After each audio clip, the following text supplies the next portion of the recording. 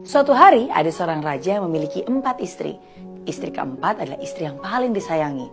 Dia sangat tergila-gila kepadanya. Sang raja selalu menghiasi istri keempatnya dengan pakaian yang anggun, perhiasan yang mahal, dan menghidangkan makanan yang paling enak dan memperlakukannya dengan pelayanan terbaik.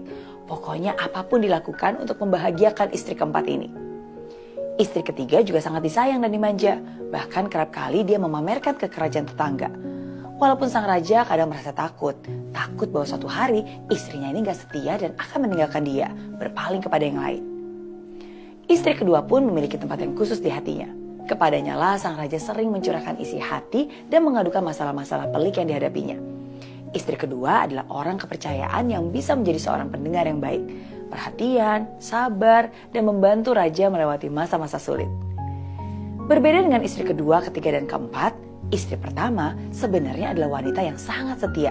Sesungguhnya dia yang sangat berjasa karena dialah yang dari sejak awal membantu sang raja sampai sang raja bisa berada di posisi sekarang ini. Namun sayangnya dia jarang diperhatikan. Sang raja tidak lagi mencintai dan bahkan selalu menghiraukannya. Suatu hari sang raja jatuh sakit dan dia tahu umurnya gak lama lagi. Karena dia gak mau sendiri di alam baka nanti, dia pun meminta istri tercinta untuk menemaninya. Raja pun memanggil dan bertanya kepada istri yang keempat. Sayang, kamu tahu kan bahwa aku tuh lebih mencintai dan menyayangi kamu dibandingkan istri-istriku yang lain. Seluruh permintaan, seluruh kehendakmu selalu aku penuhi. Sekarang, sudikah kamu menemaniku dalam kuburanku?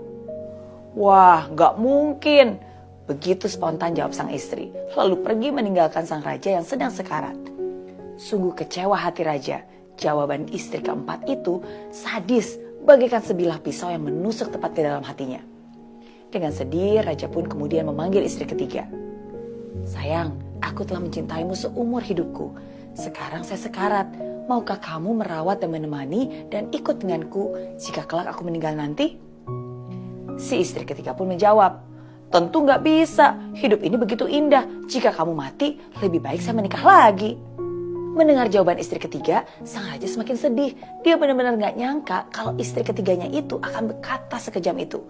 Dengan rasa sedih dan kecewa, lalu dia pun memanggil istri kedua.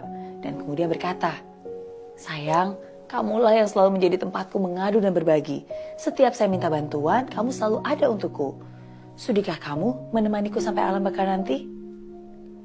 Dan sang istri pun menjawab, maaf sekali, kali ini saya gak bisa memenuhi permintaanmu. Tapi saya bisa kok membantu untuk mempersiapkan pemakaman untukmu dan menemanimu sampai kamu dimakamkan. Begitu jawaban istri kedua. Sungguh mengejutkan, sang raja pun benar-benar sangat terpukul mendengarnya. Di tengah kesedihan yang mendalam, tiba-tiba raja mendengar suara dari kejauhan. Saya yang akan menemanimu. Saya akan setia mengikutimu dan menemanimu kemanapun kamu pergi. Sang raja pun memandang kepada pemilik suara. Ya, dia adalah istri pertamanya. Wanita kurus kering yang merana karena ditelantarkan dan disia-siakan oleh suaminya sendiri. Dengan nada penuh penyesalan dan duka, sang raja pun berkata, maafkan aku sangat menyesal. Seharusnya dulu aku memperlakukanmu secara adil, merawatmu lebih baik ketika aku punya kesempatan. Tidak lama kemudian, sang raja pun menghembuskan nafas terakhirnya. Dari kisah tadi, kita bisa belajar. Sebenarnya kita semua memiliki 4 istri dalam kehidupan kita. Istri yang keempat adalah tubuh kita sendiri. Kadang kita terlalu mencintai fisik kita, memberikan pakaian yang terbaik, perhiasan, kosmetik, dan tanpa kita sadar bahwa semua itu hanyalah sementara. Kegagahan, kecantikan, dan keindahan fisik itu akan pergi begitu kita meninggal dunia.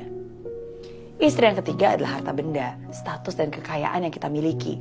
Kita meluangkan begitu banyak waktu untuk mengumpulkan semua itu. Tapi tidak ada satupun yang bisa kita bawa dan miliki selamanya. Begitu kita meninggal, dia akan pergi dan berpindah tangan menjadi milik orang lain.